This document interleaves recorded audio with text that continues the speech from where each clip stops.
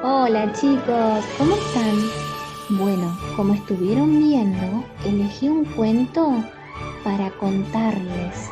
¿Están preparados para escucharlo? Se llama Los ronquidos del león. Los ronquidos del león. En la selva, cuando llega la noche y el cielo se pone negro, negro, y se asoma la luna redonda y plateada entre los árboles, a todos les da un poco de sueño.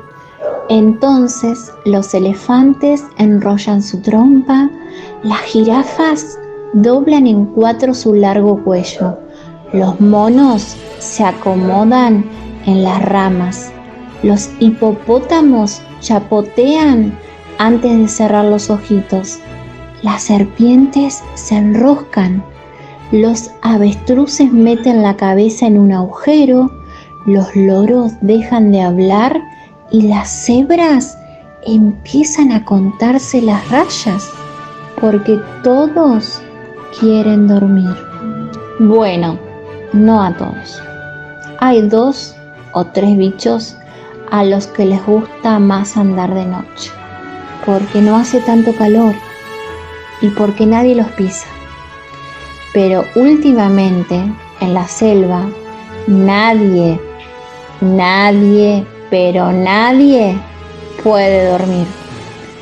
Porque justo cuando se hace de noche y el cielo se pone de negro, negro, negro, y se asoma la luna redonda y plateada, se oyen unos ruidos terribles. Unos ruidos como nunca antes se habían escuchado en la selva. Unos ruidos tan fuertes que despiertan a todos. Son los ronquidos del león.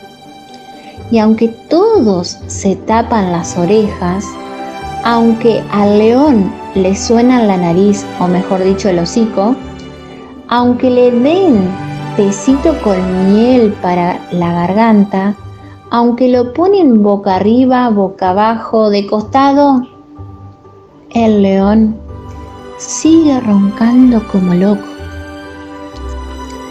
Por eso, cuando llega la noche y el cielo se pone negro, pero negro, y se asoma la luna redonda y plateada entre los árboles, nadie puede dormir en la selva.